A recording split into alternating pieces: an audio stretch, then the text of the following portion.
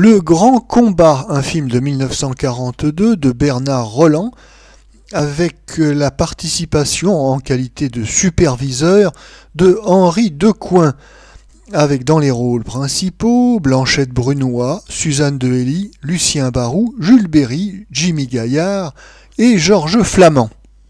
Le sujet: le redoutable Georges Flamand a tué au cours d'un combat de boxe le poulain de l'entraîneur Lucien Barou. Fortement éprouvé, celui-ci retourne dans le Midi avec sa fille adoptive Blanchette Brunoy pour retrouver sa femme Suzanne de Hély. C'est là qu'il découvre en la personne de Jimmy Gaillard une graine de champion dont il assure l'entraînement en cachette. Hélas, lors du premier combat, Jimmy Gaillard est battu par le terrible Georges Flamand, mais devenu aveugle, il recouvre la vue et obtient sa revanche lors d'un grand combat.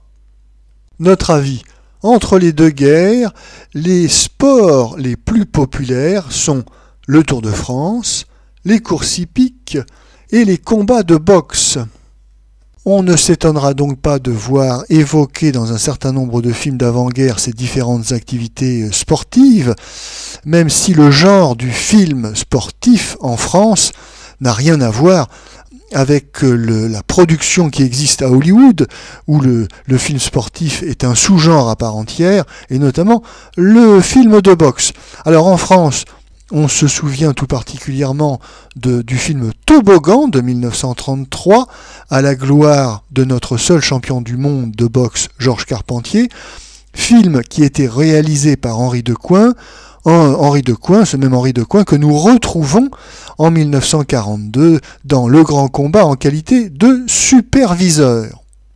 Ce film nous raconte tout à la fois l'histoire de l'ascension d'un jeune champion de boxe, ainsi que son histoire d'amour avec une jeune fille. Alors, ça n'est peut-être pas très original, mais ça permet un scénario bien équilibré, avec une histoire, ma foi, qui peut plaire à tous les publics.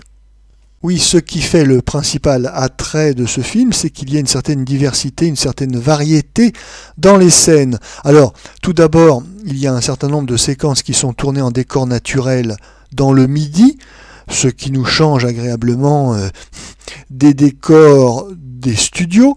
Et par ailleurs, ce film alterne agréablement des scènes humoristiques avec le couple Suzanne de Hély et Lucien Barou, avec d'autres scènes un peu plus réalistes, un peu plus dures. Je pense notamment aux scènes qui décrivent les magouilles des matchs de boxe. Alors, on ne sera pas surpris de retrouver Jules Berry en manager d'un boxeur à la fois brutal et un peu bébête, Georges Flamand. Non, cette diversité, cette variété est très agréable pour le spectateur, puisqu'on passe un petit peu d'un genre à un autre. D'ailleurs, on dira que les auteurs du Grand Combat ont réussi à atteindre le but qu'ils s'étaient fixé, à savoir réaliser un film de divertissement pour le plus large public, film qui semble d'ailleurs avoir marqué les esprits, puisque on va retrouver en 1948, dans un autre film consacré à la boxe, L'homme aux mains d'argile avec Marcel Cerdan, eh bien on retrouvera dans ce film deux des acteurs principaux du Grand Combat de 1942, Blanchette Brunoy et Jimmy Gaillard.